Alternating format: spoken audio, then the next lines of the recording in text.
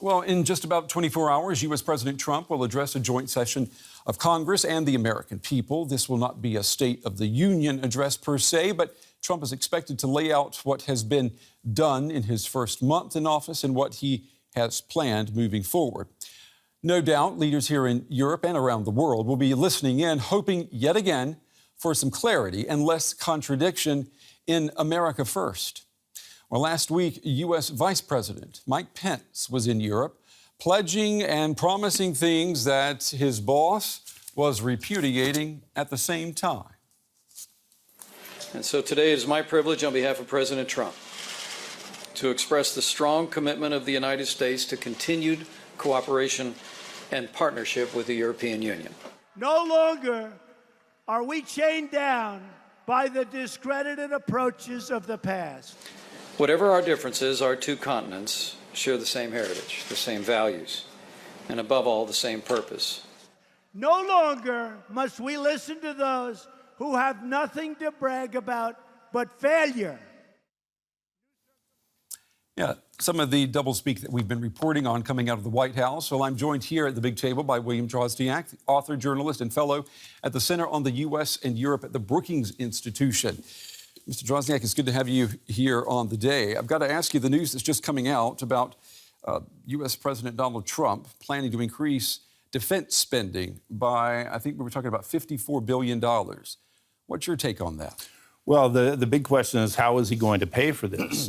He has come into office saying he wants to invest in a huge infrastructure program to rebuild the bridges and highways and everything in the United States. Is he going to cut welfare? Is he going to cut medical care in the United States, which has already been pruned to the bone? Mm-hmm. So the real question is, how is he going to pay for this? And even if you can throw money at the Pentagon, the test is how efficiently is the money spent. I mean, the United States has been in this situation before under Reagan, right, where there was this increase in defense spending, but at the end of the Reagan era, we were left with a huge budget deficit, weren't we? That's right. It caused a lot of economic difficulty down the road, and this will be coming at a time when we've got a lot of other things to pay for as well. You are here in Berlin. You're going to be speaking tomorrow night at the American Academy. Your speech has the title, "The Illusion of America First." What is the illusion? Well, the illusion is that the Trump administration in its first month in office has gone around picking fights with some of his closest allies. I mean, the building a wall with Mexico and fighting over who's going to pay for this is going to destroy the trade and economic relationships we've had with one of our biggest trading partners.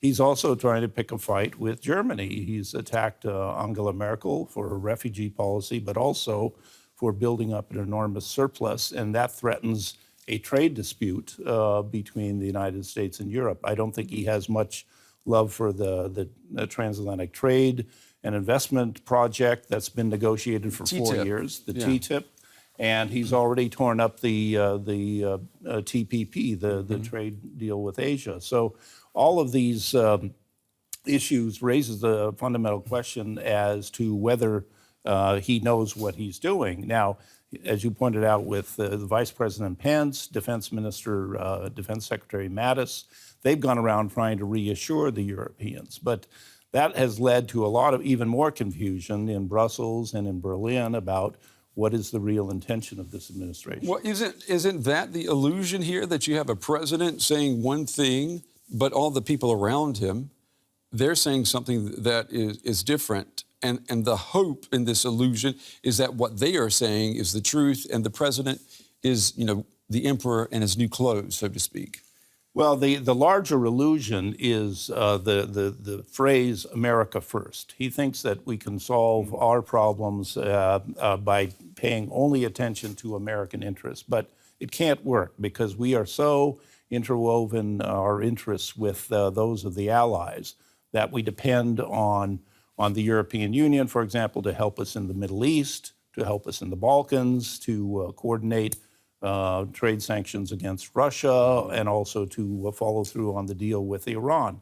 So to pick a fight with allies it's a risk that we will dismantle 70 years of the Western democratic order.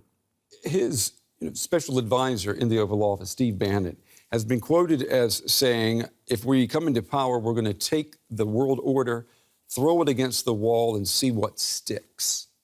Okay, I mean, okay, that's a great image there, but it sounds like that's what the U.S. president is trying to do. What's going to stick? Well, what he seems to be proposing is America shifted support to populist nationalists in Europe. He was in favor of Brexit. He wants to see more countries leave the European Union. He has supported, and Bannon has met with Marine Le Pen in France. If she is elected in May as president of France, we have a real risk that the entire European project will unravel.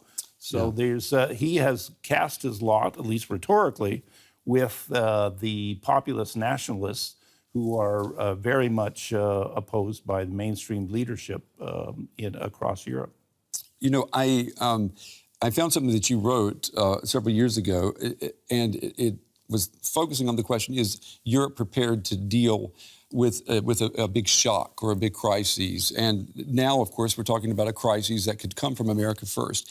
I just want to show our audience just a quote from what you wrote. It was about 8 years ago. You wrote in the Washington Post about how you saw the European Union dealing with the financial crisis at the time. And you wrote, although there is little evidence that extremist political parties are moving into position to seize power, Europe's leaders' weakness in the face of the crisis is a growing cause for concern. These extremist political parties now, they can taste power. You mentioned Le Pen. I mean, how do you feel when you look at what you wrote 8 years ago and compare it with the situation today?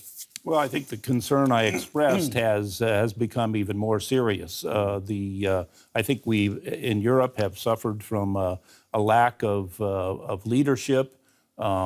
Chancellor Merkel is often cited as the dominant figure, but she doesn't have any support. She has looked around for help from France, from Britain, elsewhere, and there's a dearth of strong leadership all across Europe. And I think this is what has aggravated the crisis. This is what has led to the populists rising in popularity, which we may see very soon, March 15th, when elections are held in the Netherlands. Geert Wilders may emerge as the strongest politician in the Netherlands, and then Marine Le Pen later on in France. I mean, let's say that we were to see a win in the Netherlands and in France for these extremist parties. What happens then to the EU? And is there anyone to get Merkel's back in a crisis like this? I mean, is there anyone there to support her? Because she is seen as the last standing defender of multilateral liberal democracy. Unfortunately, that's true. I mean, Italy is also on the brink of a crisis, a big banking crisis. It's also facing elections that could come early. The Greek crisis is coming back with a vengeance. So it's the accumulation of these multiple crises, which I write about at length in the book, is that it started with the Greek crisis, which erupted in 2010 following the financial crisis of 2008. It has led to a crisis in relations with Russia, and now the refugee issue, and compounded by Brexit. With Britain leaving the European Union, how many other countries may follow? That's a good point. I want to play a clip for you that came today from the United Nations High Commissioner for Human Rights. And there was a message there about the lessons of history. Take a listen. To those political actors who, as in the days of the League, threaten the multilateral system or intend to withdraw from parts of it, the sirens of historical experience ought to ring clear. I mean, he's speaking to the League of Nations. He's drawing, what you also do in your book, he's taking us back 100 years and saying we're about to make the same mistakes that were made then. He's sounding the alarm, you're sounding the alarm. Is our desensitized world to crises and trauma, are people going to hear the alarms?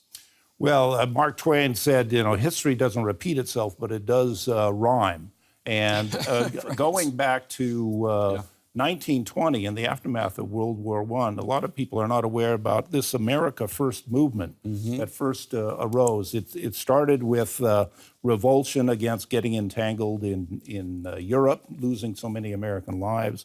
It led to immigration quotas that restricted foreigners coming into the United States, and then followed up by protectionist measures as well. So it sounds eerily similar to the program that Donald Trump has outlined, and that's what I think, and we saw what happened in the 30s, the America First movement led by Charles Lindbergh and other anti-Semites who insisted that the United States stand aside while fascism destroyed Europe, and that led to absolute catastrophe, and we can't let that happen again. Yeah, those lessons are to be drawn, and they can be drawn in your book. We just want to show your book that's due out this summer, right? September. Okay, and it's Fractured Continent, Europe's Crises, and the Fate of the West. All right. Mr. William Drozdiak, thanks for taking the time. Thanks for getting off that plane and coming to be with us today. We appreciate it. My pleasure.